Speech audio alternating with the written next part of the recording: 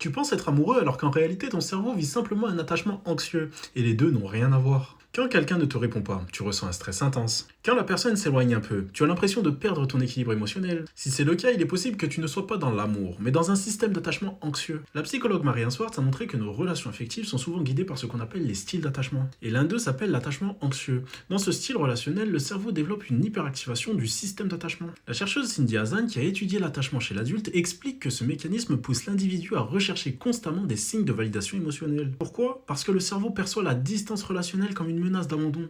Résultat, la personne analyse tout. Un message plus court, un silence, un changement de ton. Et chaque détail devient un signal potentiel de rejet. A l'inverse, le psychologue Philippe Chavert explique que dans un attachement sécurisé, le système émotionnel fonctionne différemment. La relation active un sentiment de régulation affective stable. Autrement dit, la présence de l'autre apaise. Mais son absence détruit pas l'équilibre interne. L'attachement anxieux crée souvent l'intensité émotionnelle. Et cette intensité peut facilement être confondue avec de l'amour. Mais l'amour sain ne produit pas une hypervigilance émotionnelle. Il crée plutôt un sentiment de sécurité psychologique. Si ta relation te plonge constamment dans l'angoisse, ce n'est peut-être pas de l'amour. C'est peut-être simplement ton système d'attachement qui cherche à se rassurer. Et comprendre cette différence peut complètement changer la manière dont tu vois tes relations. C'est exactement ce type de mécanisme qu'on explore dans mes coachings. On utilise des exercices issus de la psychologie cognitive, de la pleine conscience et d'autres approches scientifiques pour comprendre comment un cerveau construit ses schémas relationnels. Et moi, je reste en contact tous les jours avec les personnes que j'accompagne pour adapter les exercices à leur fonctionnement psychologique. Le but est d'aller beaucoup plus loin dans la compréhension de la psychologie humaine avec énormément de sources scientifiques et un apprentissage beaucoup plus poussé. Parce que quand tu comprends vraiment ton système d'attachement, tu arrêtes de confondre l'intensité émotionnelle avec un amour psychologique sain.